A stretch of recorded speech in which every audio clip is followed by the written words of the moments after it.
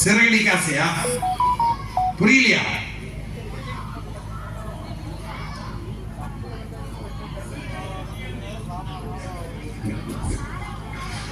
ஏங்க நான் பாக்குறேங்க, நீ ஒன்றும் தப்பு இல்லை.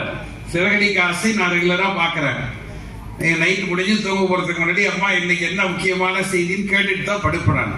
அதனால சீரியல் பாக்குறது தப்பு இல்லை. ஒரு 8:30 போயிட்டு நீங்க கையை கால கழுவிட்டு சாப்பிட்டுட்டு சிங்கப்பெண்ணை பார்க்கலாம். ஒரு அரை மணி நேரம் அமைதியா இருப்பீங்களா? உட்கார்ந்து இருக்கிற அன்பு சகோதரிகளுக்கு என்னுடைய வணக்கத்தை தெரிவித்துக் கொள்கிறேன்.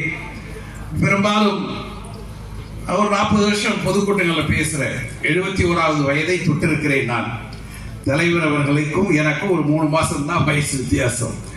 ஒரு 40 ஆண்டு காலமாக மேடைகளில் நான் பேசுகிறேன்.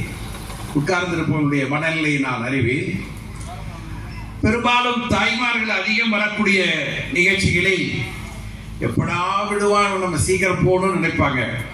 ஆனா இப்போ ஒரு 2-3 வருஷமா நம்ம நிகழ்ச்சிகள்ல சகோதரிகள் வராங்க, பெரியவங்க எல்லாம் வந்திருக்காங்க. அவங்க முகத்துல இந்த முதல் வரிசையிலிருந்து கடைசி வரிசை வரைக்கும் பாத்தீங்கன்னா அவர்கள் முகத்திலே இருக்கிற மலர்ச்சி, மகிழ்ச்சி இருக்கிறது அல்லவா, அதுதான் திராவிட மாடல் அரசினுடைய சாதனை என்பதை நாம் ஏற்றுக்கொள்ளவில்லை. எல்லாரும் சந்தோஷமா இருக்காங்க.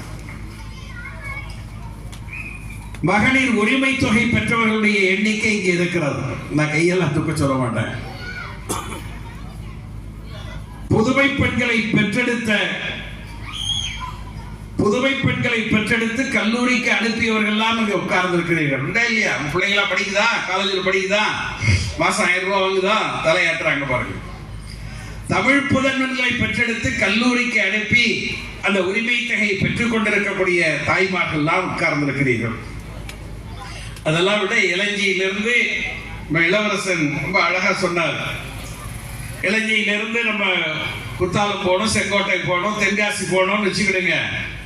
நாங்கள் ஒரு ஆட்சி உட்கார்ந்துருக்கு. பையன் வீட்டில் இருக்கேன், பொண்ணு வீட்டில் இருக்கீங்களா? சும்மா சொல்லாச்சு. பையன் வீட்டில் இருக்குன்னு வச்சுங்க. மருமக ஒரு மாசத்துக்கு ஒரு இடம் மூஞ்சி தூக்கிக்கும். மருமக உண்டா இல்லையா? மூஞ்சி தூக்கிக்குமா இல்லையா? பாரு என்ன ஆசையா சொல்லு.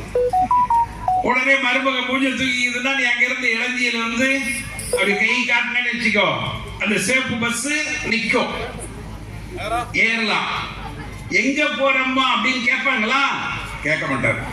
அம்மா எங்க இறங்க போறீங்க அப்படின்னா, ஆமா அந்த மருமக பண்ற அச்சூழியம் தாங்கல, எனவே என் பொண்ணு வீட்டுக்கு போறேன் அப்படின்னு சொல்லி பக்கத்துல பொண்ணு வீடு இருந்தா போகலாம், இல்ல உங்க அண்ணன் தம்பி வீடு இருந்தா போவீங்க. உண்டா இல்லையா?